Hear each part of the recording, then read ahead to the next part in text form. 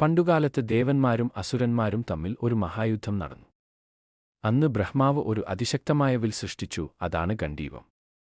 ആ വില്ല് എത്രയോ ദേവന്മാർക്കും ഉപയോഗിക്കാൻ കഴിയാത്തത്ര ശക്തമായിരുന്നു. കാലക്രമേണ ബ്രഹ്മാവ് അത് അഗ്നിദേവൻ കൊടുത്തു. അഗ്നിദേവനും അർജുനനും. ഒരു ദിവസം അഗ്നിദേവൻ അർജുനനെയും കൃഷ്ണനെയും സമീപിച്ചു. അഗ്നിദേവൻ ഖണ്ഡവനം ദഹിപ്പിക്കണമെന്ന് ആഗ്രഹിച്ചു, പക്ഷേ ഇന്ദ്രൻ അതിനെ തടഞ്ഞു. അഗ്നിദേവൻ അതിനായി അർജുനന്റെ സഹായം വേണം. അപ്പോൾ അഗ്നിദേവൻ അർജുനന് ഗണ്ഡീവവുമായും അതിനോടൊപ്പമുള്ള അക്ഷയതൂണിരയും അവസാനമില്ലാത്ത അമ്പുകൾ അടങ്ങിയ തൂണിര സമ്മാനിച്ചു. ഗണ്ഡീവത്തിന്റെ ശക്തി. ഗണ്ഡീവം കൊണ്ട് അർജുനൻ ഒരേ സമയം നൂറുകണക്കിന് അമ്പുകൾ പ്രയോഗിക്കാമായിരുന്നു.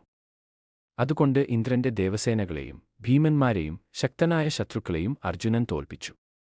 കുരുക്ഷേത്ര യുദ്ധത്തിൽ ഗണ്ഡീവം അർജുനന്റെ പ്രധാന ആയുധമായിരുന്നു. അവസാനം യുദ്ധം കഴിഞ്ഞ ശേഷം അർജുനൻ തന്റെ ദൈവിക ആയുധങ്ങൾ എല്ലാം തിരിച്ചു ദേവന്മാർക്ക് സമർപ്പിച്ചു. ഗണ്ഡീവം അഗ്നിദേവന് തിരികെ നൽകി. അതിനൊപ്പം ഒരു ദിവ്യപ്രകാശം പരന്നു. അത് ആകാശത്തിലേക്ക് അപ്രത്യക്ഷമായി.